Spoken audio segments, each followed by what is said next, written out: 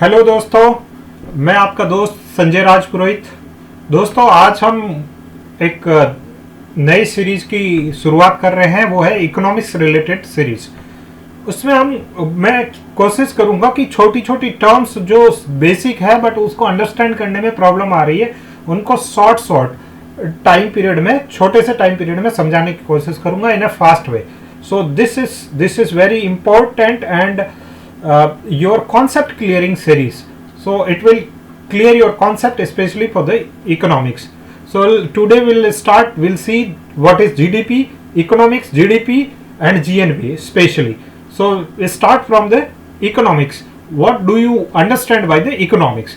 So economy is a region में, एक ऐसा रीजन है, वो डिफाइंड होता है एक सेट ऑफ रूल्स है एंड कुछ उसके अंदर स्टैब्लिश्ड इंस्टीट्यूशंस हैं to implement these rules.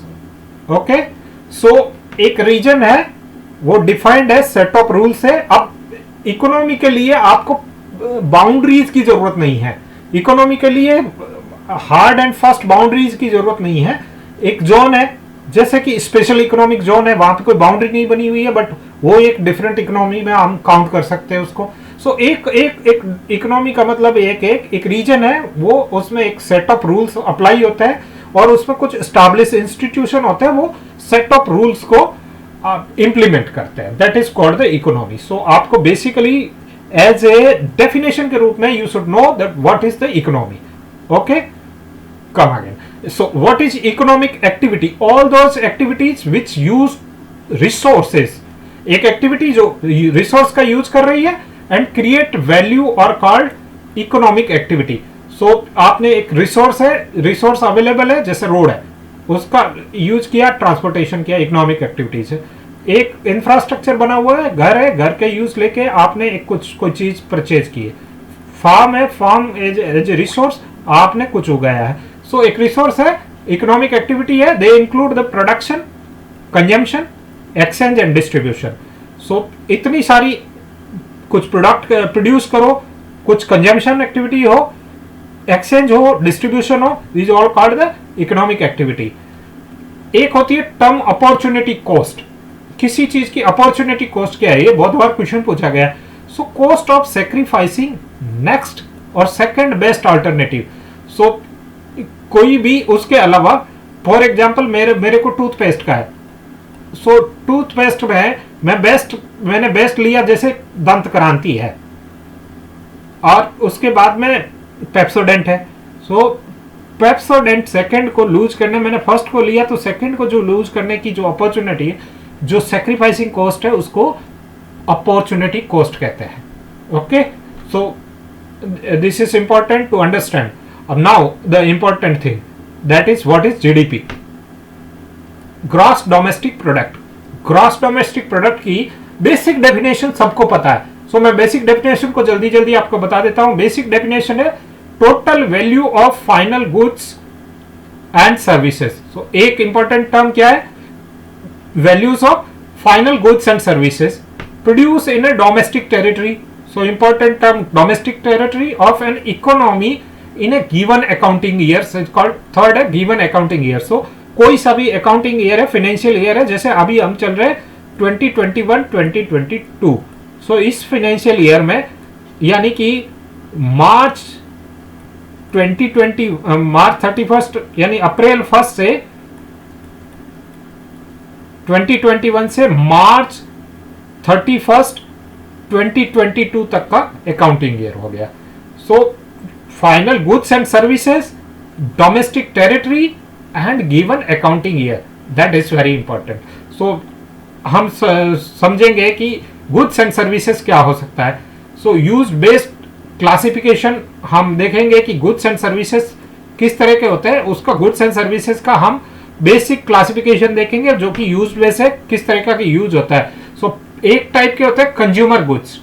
So consumer goods and services वो होती है all those goods and services which are used for the ultimate satisfaction of an individual household are called the ऐसी जो goods and services जिससे कि ultimate satisfaction होता है consumer का, अल्टीमेट कंज्यूमर डायरेक्ट कंज्यूम कर जाता है जिसको, वो होती है फाइनल गुड्स एंड सर्विसेज, उसको बोलते हैं कंज्यूमर गुड्स एंड सर्विसेज। एक होता है कैपिटल गुड्स, या कैपिटल गुड्स वो गुड्स है जो कि आपका आगे फर्दर गुड्स बनाने में यूज होता है over a long period of time, वो होता है कैपिटल गुड्स। कैपिटल गुड्स के का एक्सेप्शन है वो housing is a capital good. Capital good housing है, हाउस है, वो आगे फर्दर गुड्स तो नहीं बनाता बट फिर भी उसको कैपिटल गुड बोला जाता है। तो ये क्वेश्चन बहुत बार पूछा जाता है कि हाउसिंग क्या है, so housing counted as a capital good. अच्छा, दो इंपॉर्टेंट डेफिनेशन है, you should know about that.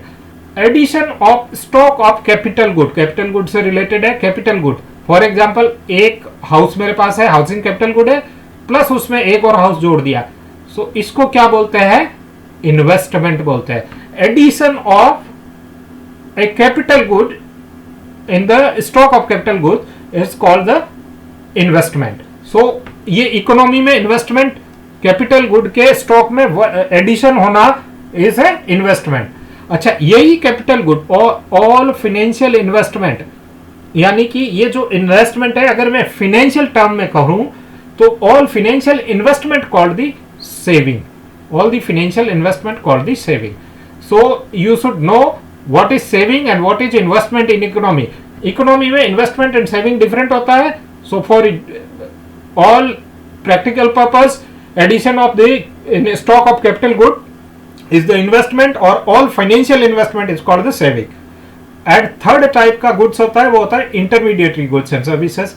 All those goods and services with use to further production. देखो ये भी further production में use होता है और वो भी further production में use हो रहा था, कौन सा, कैपिटल गुड। बट डिफरेंस क्या है, कैपिटल गुड कंज्यूम नहीं हो जाता है फर्दर प्रोडक्शन में, जैसे मशीनरी वगैरह होती है वो कंज्यूम नहीं होती है, उसे आप प्रोडक्शन करते रहते हैं। बट यहाँ पे जो फर्दर प्रोडक्शन में कंज्यूम हो जाता है उसको बोलते हैं intermediary goods and services. So intermediary good और सर्विसेज का मैं एकदम आपको नॉर्मल एग्जांपल देता हूं, जैसे चाय और दूध है, चाय की पत्ती है, टी एंड मिल्क, शुगर, वो सारी की सारी एग्जॉस्ट हो जाती है आपकी जब आप उसको यूज करते हैं चाय बनाने के लिए। So chai is, tea is final good. So chai patti, milk and sugar, water, ये इंटरमीडिएटरी गुड हो गया। Okay, so intermediary good. Now हमने बोला था डोमेस्टिक टेरिटरी। डोमेस्टिक टेरिटरी क्या होती है, डोमेस्टिक टेरिटरी में इंक्लूड होता है चार चीजें, इंपॉर्टेंट है। First, a land and sea boundary, आपकी लैंड और सी बाउंड्री जितनी भी है, सी बाउंड्री आपकी 12 नॉटिकल माइल है, यूएन क्लॉज के हिसाब से आपका 12 नॉटिकल माइल तक की आपकी सी बाउंड्री होती है नॉर्मली, और लैंड की बाउंड्री जैसे इंडिया का कंप्लीट लैंड की boundary plus 12 nautical mile of sea, उसमें जो भी प्रोडक्शन होगा उसको जीडीपी में काउंट कर लेते हैं। दूसरा, aircraft and ships operated by the residents of India, जैसे अगर इंडियन एयरलाइन है वो इंडिया से अमीरात उड़ी, अमीरात से यूएस उड़ी, तो जो भी इसमें अर्निंग होगी, जो भी इसमें अर्निंग आएगी वो जीडीपी में काउंटेड होगी। ओके, शिप्स है, शिप्स है वो फॉर एग्जांपल इंडियन शिप्स है या इंडियन रेजिडेंट चला रहा है, शिप कहीं किसी और कंपनी का भी लिया हुआ है, इंडियन रेजिडेंट चला रहा है कोई अदर कंट्री का भी, तो भी वो काउंट होगा। वैसे ही एयरक्राफ्ट में जैसे पैसिफिक ओशन में शिप्स चल रहा है, so that will counted as a that will counted in the our GDP. Okay, so two things, land and sea boundary, second is aircraft and ships, third oil platform and natural rigs operated by the residents of India as a country. जैसे ONGC विदेश है, वो ONGC विदेश आपकी company है, वो Vietnam में exploration कर रही है, सो वो जितने पार्ट में एक्सप्लोरेशन कर रही है that will come under the your GDP. Same है नेचुरल गैस रिग्स, इंडिया ने किर्गिस्तान में नेचुरल गैस रिग्स लिए हुए हैं, तो वहां पे भी अगर वो that will counted as your in your GDP, that will counted as a domestic territory for the GDP counting purpose. Okay, and last one is embassies and consulate located abroad. So India की embassies and consulate whatever they are producing, that will counted for the GDP, that will counted in the GDP purpose of as a domestic territory. Okay, so GDP हमने क्लियर कर लिया, GDP क्या है। अब आते हैं हम जीएनपी। सो जीडीपी में डी फॉर डोमेस्टिक है, जीएनपी में डी एन में कन्वर्ट हो जाता है या नेशनल में कन्वर्ट हो जाता है, ग्रॉस नेशनल प्रोडक्ट। सो डी को एन में कन्वर्ट करने के लिए क्या करना है? सो इसकी बेसिक डेफिनेशन क्या है? Total value of final goods and services produce by, वहां पे आपका डोमेस्टिक टेरिटरी था, ये आपका कहेगा नॉर्मल रेजिडेंस। नेशनल है तो जो नेशनल नॉर्मल रेजिडेंस है वो करते हैं। अब नॉर्मल रेजिडेंस क्या है? हमने डोमेस्टिक टेरिटरी का जैसे डेफिनेशन देखा वैसे ही है। Normal residence of a country is include all those individual who stay in a country for more than 1 year whose centre of economy lies in the country. So दो चीजें हैं, 1 साल से ज्यादा होते हैं, टेक्निकल पर्पस के लिए इसको लिखा गया है, एक साल से ज्यादा किसी कंट्री में रहते हैं और वो उनका centre of economy lies in a country, यानी कि इकोनॉमिक एक्टिविटीज है वो उस कंट्री में लाइज करती है, that will called the normal residence of the country. So normal residence और सिटीजन में फर्क है। Normal residence can be anybody who is living in a country with an economic activities. So normal residence. Net factor income abroad, इसका मतलब ये है कि factor से जो इनकम अब्रॉड से आ रही है उसका नेट, मतलब कुछ इनकम जा रही होगी, कुछ इनकम आ रही होगी। सो नेट मतलब क्या है? कुछ इनकम कंट्री से जो बाहर के, इंडिया में जो रह रहे हैं वो बाहर के नेशन है, वो एक इंडिया है, यूएस है, तो यूएस से कुछ लोग यहाँ पे इनकम भेज रहे हैं, इंडिया से कुछ यूएस में भेज रहे हैं। सो नेट होगा, दोनों का डिफरेंस हो जाएगा। So net factor income abroad is equal to production done by the domestic resident in the foreign territory.